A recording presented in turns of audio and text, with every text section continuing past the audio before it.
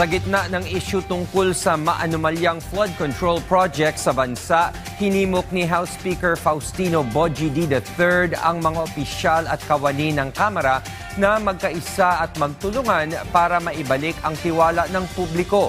Yan ang ulat ni Mela Lesmoras. Hinahamon ko po kayong lahat. Gawin nating inspirasyon ang bawat krisis at gawin nating pagkakataon ang bawat pagsubok.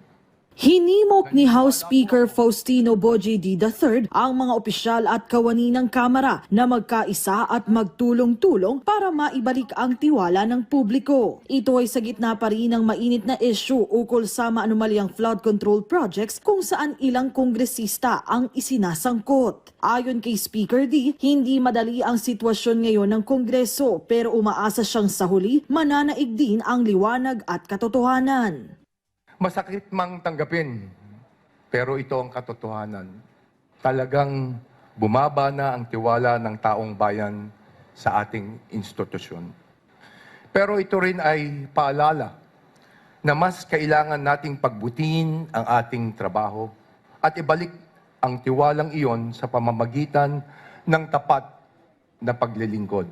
Ang iba pang kongresista may kanya-kanya ring mungkahi kung paano maibabalik ang tiwala ng publiko hindi lang sa Kamara kundi sa buong gobyerno. Kailangan matugunan ang mga binabato ng tungkol sa budget, tungkol sa flood control. Kailangan maging mabilis ang resolution ng mga investigasyong ito. Para maibalik ang tiwala ng taong bayan at para malaman nila nakakampi nila ang Senado at Kongreso, ipasa sa lalong madaling panahon ang wage hike. Tapos pangalawa, kinakailangan sa lalong madaling panahon, tiyakin natin na maging bukas yung bicameral process nitong budget. Paano natin maibabalik yan? Unang-una, ipakita ng buong pamahalaan na seryoso tayo dito sa issue ng korupsyon na talagang may mananagot. Nakapanayam ng media ang ilang kongresista sa eleksyon ng mga bagong officer ng Party List Coalition Foundation Incorporated. Itinalagang bagong PCFI chairman si House Minority Leader at 4-piece Party List Representative Marcelino Libanan, habang bagong PCFI President naman si TGP Party List Representative Bong Teves.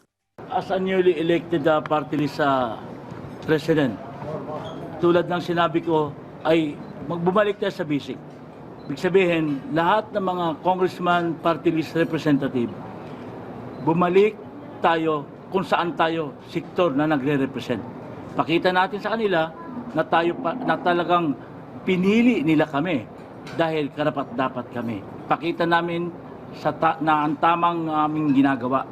Sa ngayon, sabi ni Speaker D, nananatiling isa sa mga prioridad ng Kamara ang pagpasa sa proposed 2026 national budget. Sa loob ng linggong ito, inaasang makalulusot na sa ikalawang pagbasa ang budget proposal, habang sa Lunes naman ito nakatakdang ipasa sa ikatlo at huling pagbasa. Mela Lesmoras para sa Pambansang TV sa Bagong Pilipinas.